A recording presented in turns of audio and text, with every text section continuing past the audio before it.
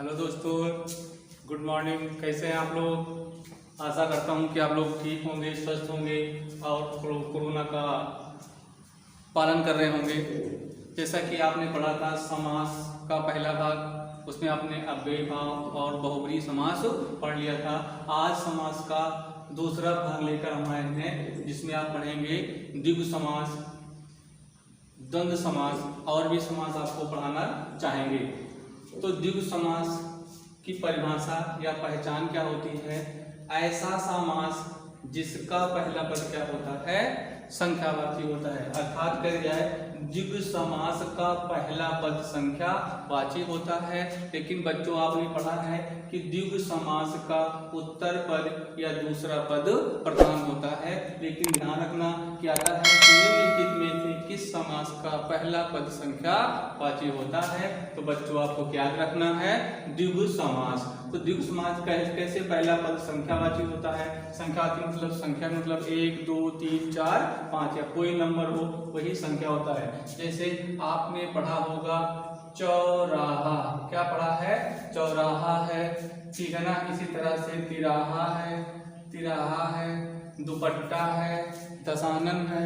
लेकिन दशानन जो है द्विगु समास का उदाहरण नहीं होता है, उसको हम आपको फैक्ट बताएंगे। तो आइए दूसरा पॉइंट नोट करके इंपॉर्टेंट है कि द्विगु समास का उत्तर पद या ऑप्शन में होगा दूसरा पद प्रधान होता है, गौण होता है या मुख्य होता है। आइए कुछ उदाहरण पर चलते हैं। जैसे सप्त सिंधु, सप्त मतलब बच्चों क्या होता है? सात। सप्त सिंधु, तो इसका समास विग्रह क्या होगा? 7 नदियों का समूह, 7 नदियों का समूह। ध्यान दीजिएगा बच्चों। दोपहर, तो दोपहर मतलब 2 पहरों का समूह, 2 पहरों का समूह। चौराहा, तो आप कहोगे 4 राहों का समूह। दुपट्टा, तो आप कहोगे 2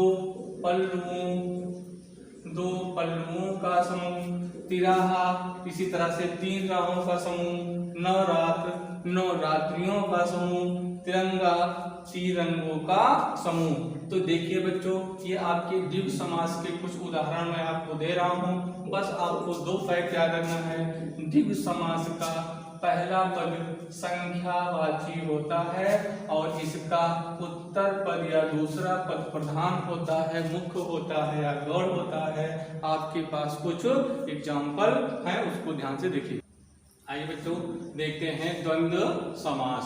जो द्वंद्व समास है उसकी पहचान, पहले तो द्वंद्व मतलब होता है लड़ाई झगड़ा। और बच्चों ध्यान रखना, लड़ाई झगड़ा जो होता है 2 लोगों के बीच में होता है। तो देखिए द्वंद्व समास के दोनों पदों के बीच योजक चिन्ह, ये चिन्ह आपको दिखाई दे रहा है जिसको इंग्लिश में हाइफन कहते हो, तो योजक चिन्ह का प्रयोग होता है। हमने कहा कि द्वंद्व समास के दोनों पदों के बीच योजक चिन्ह का प्रयोग किया जाता है, होता है। नोट में क्या पढ़ना है जो इम्पोर्टेंट है? इस समास के दोनों पद प्रधान होते हैं, मतलब इस समास के पूर्व पद और उत्तर पद दोनों प्रधान होते हैं। और समास विग्रह जब करने पर, समास विग्रह जब करते हैं तो विग्रह करने पर उसमें और शब्द का प्रयोग होगा, अथवा का, या का तथा एवं का प्रयोग होता है। आइए कुछ उदाहरण देखते हैं। जैसे नदी, नाला, तो पहचान आपको बता रहे कि योजक चिन्ह का प्रयोग होता है। जितने शब्द आपको एग्जाम्पल के रूप में दिखाई दे रहे हैं उसमें सब में कहीं न कहीं योजक चिन्ह का प्रयोग किया। नदी नाला, राजा रानी, माता पिता, भाई बहन, नर नारी। पाप पुण्य, सुख दुख, खरा खोटा, लाभान। तो ध्यान रखना और का प्रयोग कहाँ होगा? और का प्रयोग कहाँ होगा? अथवा, या, एवं का प्रयोग कहाँ होगा? तो ध्यान रखना, जहाँ दोनों घटनाएं साथ साथ हो जाएं वहां पर और का प्रयोग होगा। मतलब जहां पर दोनों घटनाएं, जैसे नदी और नाला दोनों होते हैं, राजा रानी दोनों होते हैं, माता पिता दोनों होते हैं, भाई बहन होते हैं। लेकिन हम दोनों घटनाएं एक साथ नहीं कर सकते हैं। पाप पुण्य की एक हाथ से हम पाप कर रहे हैं, एक हाथ से पुण्य। सुख दुख, एक आंख से हमें हंसी आ रही हो, एक आंख से दुख पे प्रकट कर रहे हों। खरा खोटा, लाभ हान, एक हाथ से लाभ हो एक हाथ से हानि हो, ऐसा एक साथ नहीं हो सकता है। तो यहाँ पर और का प्रयोग हम कहाँ करेंगे, अथवा या एवं का प्रयोग कहाँ हम करेंगे, कब, समास विग्रह करते समय। तो नदी नाले में क्या होगा, नदी और नाला, क्या होगा, नदी और नाला, मतलब यहाँ पर सब में क्या होगा, नदी और नाला। जैसे नदी नाला है तो इसका समास विग्रह होगा नदी और नाला। ध्यान दीजिए बच्चों, राजा और रानी, माता और पिता, भाई और बहन। इस तरह से पाप पुण्य है तो इसका क्या होगा, क्योंकि दोनों घटनाएं साथ नहीं हो सकती हैं, तो आप कहोगे पाप या पुण्य। क्या कहोगे बच्चों, पाप या पुण्य। सुख दुख है तो क्या कहोगे, सुख या दुख।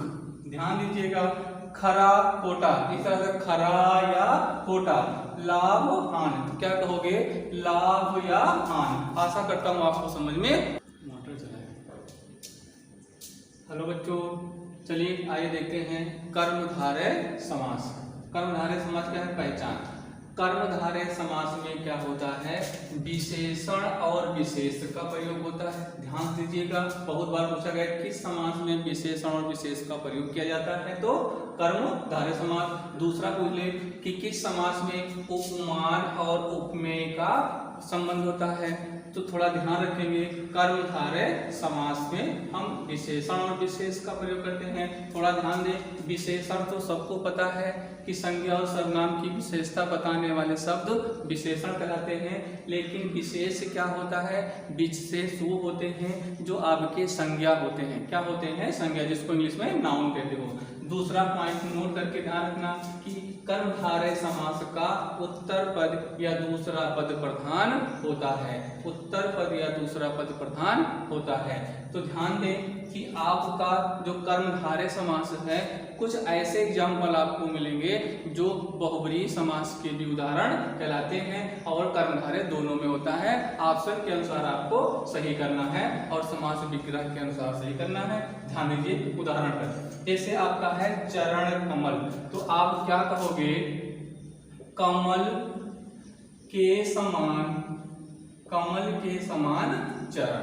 अब देखो यहाँ पर कमल जो आपके चरण की है वो तुलना, चरण यहाँ क्या हो गया आपका विशेष, जिसको संज्ञा कह रहे हो, और उसकी जो विशेषता बताई जा रही है वो क्या है, कमल है। इसी तरह से कमल नयन, तो आप कहोगे कमल के समान नयन, कमल के समान नयन। इसके बाद महाकवि, तो आप क्या कहोगे, महान है जो कवि। ध्यान दीजिएगा, महान है जो कवि, तो कवि क्या है, कवि एक संज्ञा है कि नहीं है, तो विशेष हुआ कि नहीं हुआ, बिल्कुल हुआ। उसकी विशेषता क्या है कि वो महान है, और महान शब्द क्या हो गया, विशेषण। तो यहाँ पर कमल, कमल और महान क्या हो गए, उपमान हो गए, और चरण क्या हो गए, उपमेय हो गए। ठीक है ना। इस तरह से पीताम्बर, देखिए पीताम्बर शब्द है, नीलकंठ शब्द है और महादेव शब्द है। ये तीनों के तीनों उदाहरण कहाँ मिलते हैं, बहुब्रीहि समास में मिलते हैं, और कहाँ मिलते हैं, कर्मधारय समास में मिलते हैं हमें देखने को। बट बच्चों आपको परेशान होने की जरूरत नहीं है, जैसा ऑप्शन होगा आपको कर कर आना है। ठीक है ना। पीताम्बर, देखिए समास विग्रह करके, तो पीताम्बर पीला है वस्त्र जिसका, अर्थात आप कहते हो श्री कृष्ण भगवान, तो ये कहाँ चला जाता है, ये चला जाता है बहुब्रीहि समास में। कहाँ चला जाता है, बहुब्रीहि समास में। लेकिन हम समास विग्रह करते हैं, पीत है जो अंबर, पीत है जो अंबर, तो ये कहाँ चला जाएगा, कर्मधारय समास में चला जाएगा। बच्चों परेशान होने की जरूरत बिल्कुल नहीं है, ऑप्शन होगा, आप ऑप्शन के अकॉर्डिंग पढ़ना है। अब नीलकंठ, बताओ नीलकंठ किसे कहते हो, शंकर भगवान को। मैंने कहा था बहुब्रीहि समास में कि देवी देवताओं के नाम जो होते हैं वो क्या होते हैं, बहुब्रीहि समास। लेकिन यहाँ नीलकंठ है, नीलकंठ होते हुए तो आप कहोगे नीला है कंठ जो, समास विग्रह होगा, नीला है कंठ जो, तो यहाँ पर कौन सा समास होगा, कर्मधारय। इसी तरह से महादेव भी शंकर भगवान को कहते हैं, तो आप कहते हो महान है जो देव है। तो तो महान है जो देव, जहाँ थोड़ा ध्यान दें तो यहाँ पर आपने क्या देखा कर्मधारय समास में कि विशेषण और विशेष का प्रयोग होता है, उपमान और उपमेय का संबंध होता है, उसे हम कर्मधारय समास कहते हैं। इसका उत्तर पद और दूसरा पद प्रधान होता है। आशा करता हूँ कि आपको द्वंद्व समास, द्विगु समास और कर्मधारय समास बहुत अच्छे से समझ में आया होगा। इस वीडियो को बच्चों केवल 4 से 5 बार देखिएगा, आपको 100% मैं गारंटी लेता हूँ कि समास के सभी क्वेश्चन आप सही करके आएंगे। आशा करता हूँ कि आप लोगों को समझ में आया होगा। यदि आपको समझ में आया है तो अपने मित्रों को, अपने दोस्तों को लाइक, शेयर और कमेंट जरूर करिए। आप भी करिए और उनको करने के लिए कहिए। Thanks for watching my video.